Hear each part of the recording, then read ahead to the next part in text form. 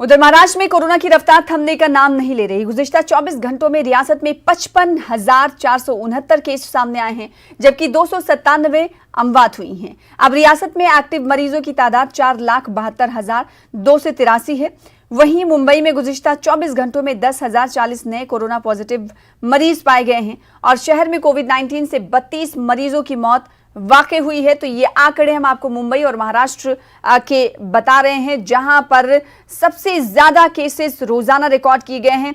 अगर ओवरऑल की बात करें तो आज पूरे रिकॉर्ड जो अपने पुराने थे कोविड वबा के, वो सब टूटते हुए नजर आ रहे हैं। ऐसे में महाराष्ट्र में जो केसेस की तादाद थी वो भी बढ़ती हुई दिखाई दे रही है। गुज़िश्ता 24 घंटों में रियासत में 55,469 केस सामने आए हैं और इसी वजह से हम देख रहे हैं कि रियासत के मुख्तलिफ मकामात पर नाइट कर्फ्यू और साथ ही साथ हफ्तावारी लॉकडाउन का निफाज किया गया। हमारे साथ हमारे नुमाइंदे वसीम अंसारी जुड़ रहे हैं, जिनका रुख कर लेते हैं।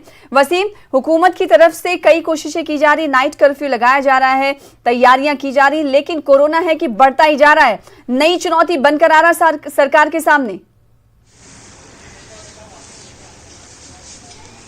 जी ज़रूर, जिस तरह से देखा गया है कि इतने सारे रिस्ट्रिक्शंस रखने के बावजूद भी, नियम बनाने के बावजूद भी जो नंबर्स है वो लगातार बढ़ते जा रहे हैं, जिसे लेकर महाराष्ट्र सरकार काफ़ी चिंतित नज़र आ रही है। उनकी मुश्किलें बढ़ते हुए नज़र आ रही हैं। जिस तरह से देखा गया है कि जो नियम लागू किए गए हैं उस नियम का कहीं ना कहीं उल्लंघन भी होता नज़र आ रहा है। अब भी कई ऐसे इलाके हैं जहाँ पर इस तरह के जो गाइडलाइंस है उसे माना नहीं जा रहा है, जिससे लेकर सरकार काफ़ी चिंतित नज़र आ रही है। कई जगहों पर कार्रवाई भी की जा रही है। जिस तरह से नए नए गाइडलाइन जारी करें, अगर बीएमसी की बात करें तो बीएमसी अब सोसाइटी लेवल तक की गाइडलाइन जारी कर चुकी है। किस तरह से सोसाइटी के अंदर लोगों को आना है, जाना है, बाहर रहना है, इस तरह के साथ ही जो विदेशों से आने वाले लोग हैं उन्हें लेकर खास करके एक बड़ी गाइडलाइन जारी की गई है। इससे पहले देखा गया था कि कई बार ऐसा होता था कि जो विदेश से आते थे और उसके बाद किसी वजह से किसी तरह की सेटिंग थे वो अक्सर भाग जाया करते थे, लेकिन अब जो गाइडलाइन जारी की है उसके अनुसार आपको 7 दिन बाहर से आने के बाद क्वारंटाइन होना होगा। इसे लेकर एक सिस्टम पूरा तैयार किया गया है कि एयरपोर्ट से निकलना है, किस तरह से बेस्ट की बसों पर बैठना है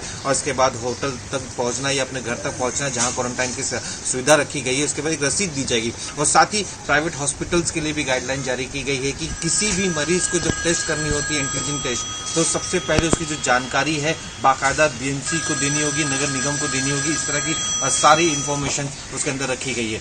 महाराष्ट्र के कई अलग अलग इलाके हैं, उन इलाकों में भी इसी तरह की सुविधाओं का इंतजाम किया जा रहा है। लगातार बैठकों का दौर चल रहा है, लेकिन जो आंकड़े हैं वो कम होने का नाम नहीं ले रहे हैं। अब भी कई ऐसी मंडियां हैं जहां पे लोगों की भीड़ साफ तौर पे दिखाई दे रही है, नियमों का उल्लंघन साफ तौर पे दिखाई दे रहा है। तो बड़ी मुश्किलें जरूर बढ़ी है, लेकिन अब सरकार की नजरें जो वीकेंड का जो लॉकडाउन है उस पर टिकी हुई है कि इन 2 दिनों में अगर लॉकडाउन पूरी तरीके से लगता है तो किस तरह के नंबर्स बढ़ते हैं, इस पर खासा ख्याल होगा, क्योंकि 10 दिनों के भीतर उन्हें दूसरी बैठक करनी है और उस बैठक के अंदर नया निर्णय लेना है। जी बिल्कुल, बहुत शुक्रिया। आगे भी आपसे जुड़ते रहेंगे वसीम, हमारे साथ जुड़ने के लिए, तफसीलात फराहम करने के लिए। तो महाराष्ट्र की सरकार के सामने लगातार चुनौती बरकरार है कि आखिर कोविड वबा से कैसे निपटा जाए और इससे कैसे हराया जाए, क्योंकि महाराष्ट्र सरफहरिस्त रियासत बनती हुई दिखाई दे रही। लगातार कई दिनों से हम देख रहे हैं कि महाराष्ट्र में सबसे ज़्यादा केसेस कोविड के सामने आ रहे हैं। ऐसे में सरकार हर एहतियाती तदाबीर इख्तियार कर रही है, लेकिन भीड़ भाड़ वाले इलाकों में इसका असर कोई दिखाई